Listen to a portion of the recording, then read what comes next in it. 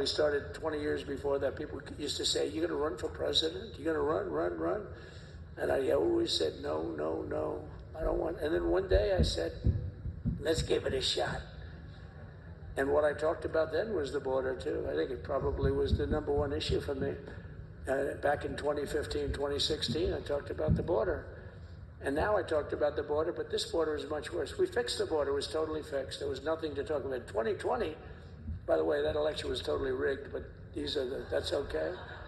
It was a rigged election.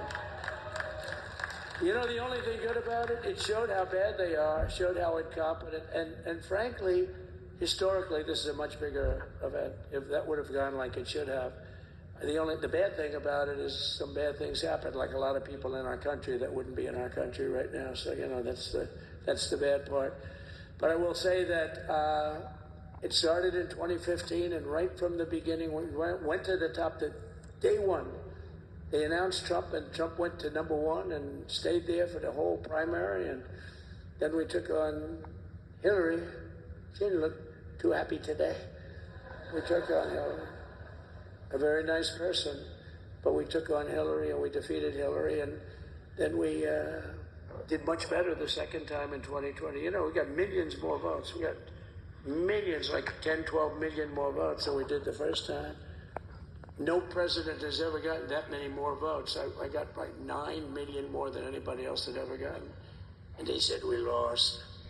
And because of that, I said to Melania, what do you think? And she said, you want to do this again? And had we lost, and had I felt we lost, I wouldn't do it again, because that's like the ultimate poll, right? But I knew how well we did, and this time we made it too big to rig. It was so big. They tried like hell. They tried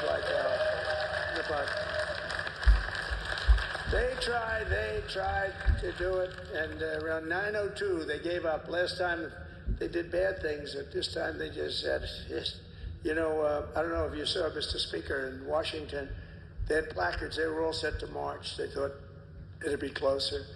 A gentleman asked me, a very respected gentleman asked me yesterday, how come the polls were so wrong? They showed you winning, but not in a landslide. I said, because people that are true Trumpers are so angry at the whole polling system and at the writers, the fake news, that they don't want to talk to anybody. So when you call somebody from Trump, who are you voting for? They say, it's none of your business. I'm not telling you. And that was probably 40% of the people they called.